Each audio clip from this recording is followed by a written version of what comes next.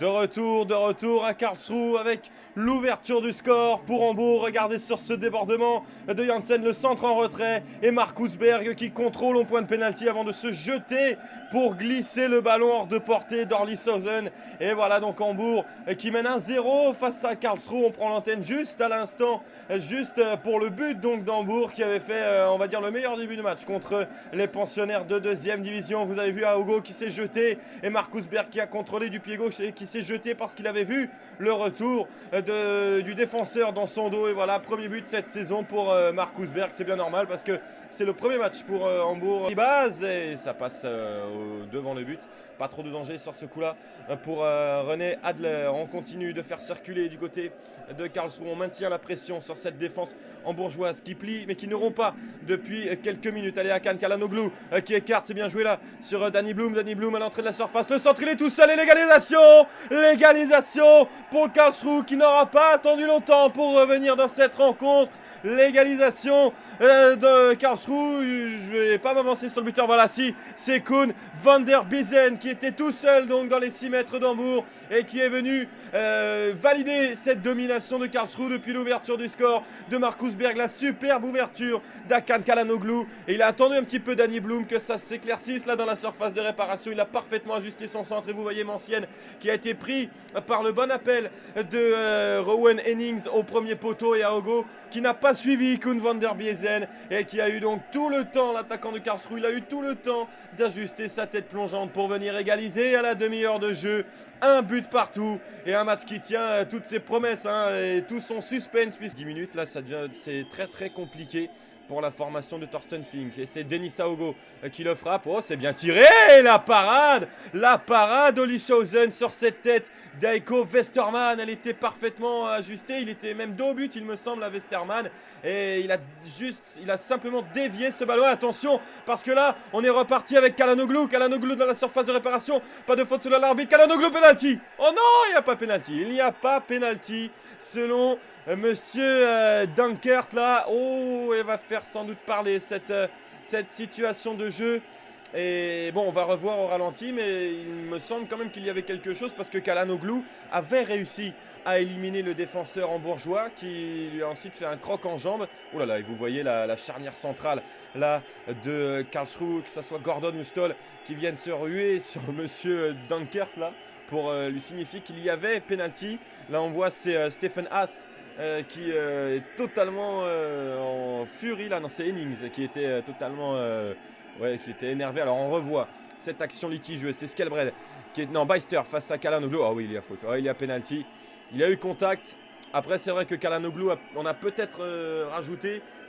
Mais il y avait vraiment contact là sur le milieu de terrain turc. Véritable poison pour cette équipe d'Hambourg depuis 41 minutes. Il boite un petit peu le défenseur hambourgeois. Le voilà servi. Denis Aogo qui revient en terre promise ici du côté de Karlsruhe. Il a joué à Karlsruhe avant de signer à Hambourg. Allez, on a vu le temps additionnel. 2 minutes peut-être pour essayer de marquer un deuxième but du côté d'Hambourg. Oh, le bon ballon pour Beister. Beister entre les jambes et le but. Oh, le deuxième but d'Hambourg. On avait dit que depuis 3-4 minutes, ils arrivaient un petit peu à se rapprocher du but de Karlsruhe, mais c'est pas vraiment mérité au vu de ces 20 dernières minutes qui ont été totalement dominées par Karlsruhe et contre le cours du jeu. C'est Beister qui vient placer ce ballon entre les jambes d'Orlishausen pour redonner l'avantage à l'équipe d'Hambourg. On revoit ce long ballon de l'âme et Beister qui a pris de vitesse Dennis Kampe pour venir placer ce ballon entre les jambes d'Orlishausen. Ah, c'était compliqué quand même, il était dans un angle fermé et du pied gauche, il vient glisser ce ballon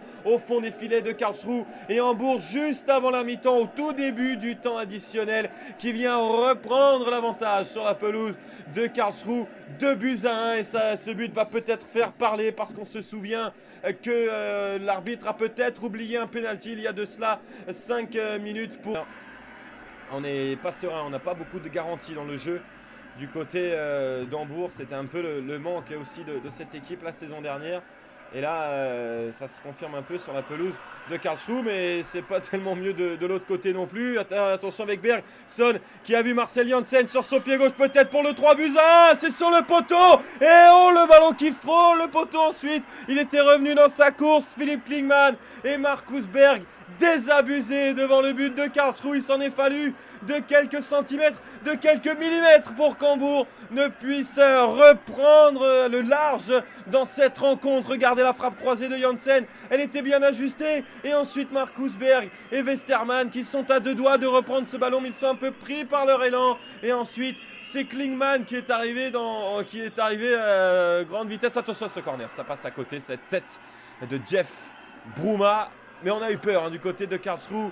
Et on se demande encore comment ce ballon n'a pas fait pour terminer au fond du côté de Marcus Berg. Mais quelle frayeur pour Karlsruhe avec Philippe Klingman qui était à quelques centimètres de pousser ce ballon. On est à 21-22 mètres, pas plus de la surface du but de René Adler.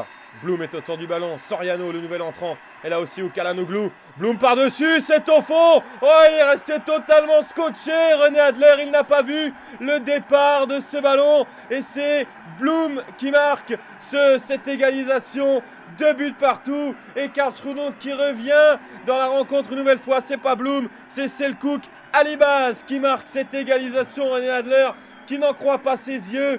2 buts partout, un scénario un petit peu bizarre dans cette rencontre, puisque quand Karlsruhe a dominé, c'est Hambourg qui a marqué, et quand Hambourg domine, c'est Karlsruhe qui égalise. 2 buts partout, un match toujours aussi indécis entre Karlsruhe et Hambourg, et Karlsruhe donc qui revient à 2 buts partout après ce magnifique coup franc de Selçuk Alibaz.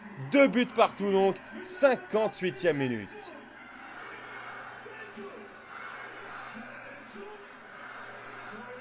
Allez, le coup franc, il est frappé sèchement là par le milieu de terrain Kalanoglou, le ballon qui traîne dans la surface, Kalanoglou qui récupère ce ballon. Oh, il est dans la surface, c'est Alibaz, le centre, le ballon qui passe, et c'est une tête là, une tête de Soriano, peut-être un petit peu bousculée par Marcus Berg, mais en tout cas c'est une énorme occasion, le débordement d'Alibaz, et vous voyez cette tête dans les 6 mètres de Soriano. Quelle occasion encore pour Karlsruhe. Tout à l'heure en tout début de seconde période, juste avant l'égalisation de Karlsruhe.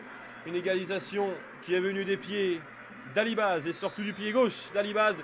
Et c'est lui qui va sans doute frapper ce coup franc. Maintenant c'est Kalanoglou, le ballon, le but pour Karlsruhe. Et bien voilà les coups de pied arrêtés qui auront fait très très mal à Hambourg cet après-midi. Le coup franc surpuissant de Kalanoglou. Adler surpris par la trajectoire de ce ballon, et Adler crucifié ensuite par, il me semble, Denis Kempe qui vient donner l'avantage. C'est la première fois que Karlsruhe mène au score cet après-midi. 3 buts à 2 pour Karlsruhe, et c'est Martin Stoll qui vient crucifier les hommes de Thorsten Fink. Oh, qu'est-ce qu'il doit se passer dans sa tête là, Thorsten Fink. Vers Westermann par-dessus là pour Marcel Janssen, en retrait sur Denis Aogo. En retrait sur Mancienne, on fait tourner du côté d'Hambourg. Il ne va pas falloir faire tourner très longtemps parce qu'il faut se projeter vers le 8. Allez, peut-être là sur cette accélération de Janssen. Le centre de Janssen. Oh, la parade encore. La parade de Orlichausen. Quelle occasion. C'est Roudnevs qui était venu couper ce centre de Marcel Janssen. La réaction d'Hambourg 2 minutes après ce but, elle est venue encore une fois de Marcel Janssen sur la gauche. Roudnevs à la limite du hors-jeu, qui avait pourtant mis son bout du pied pour essayer de placer ce ballon dans le but d'Orlichausen, et on a encore passé, oh là là, ouais, c'est le tibia qui était resté au sol d'Orlichausen qui vient sauver Karlsruhe sur cette action. Quelle occasion pour Roudnevs. Sur l'un de ses premiers ballons, il avait bien cru marquer son premier but avec son nouveau club. L'attaquant qui porte le numéro 10. Et encore une fois, une énorme frayeur pour Karlsruhe. Ça fait 2 énormes occasions pour Hambourg dans cette seconde période. Et il y a hors-jeu là. Hors-jeu de Danny Blum.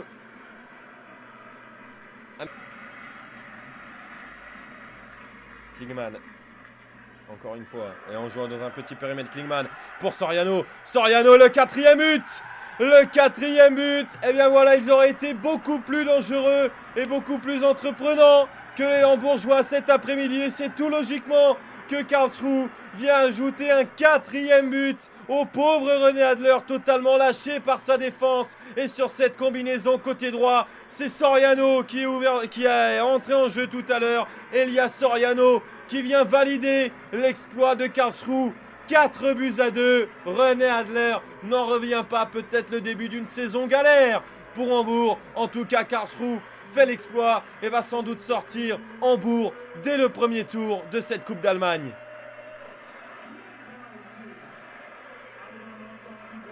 Et on revoit ce jeu à 3 et cette passe de Klingman pour Elias Soriano, la frappe du gauche qui est partie tout droit dans le petit filet de René Adler. Ah, Jeff Brouma qui s'est couché sur ce ballon, mais ça passe dans son dos. Ah, le coup de poignard pour Hambourg, mais il y a du travail du côté des hommes de Thorsten Fink.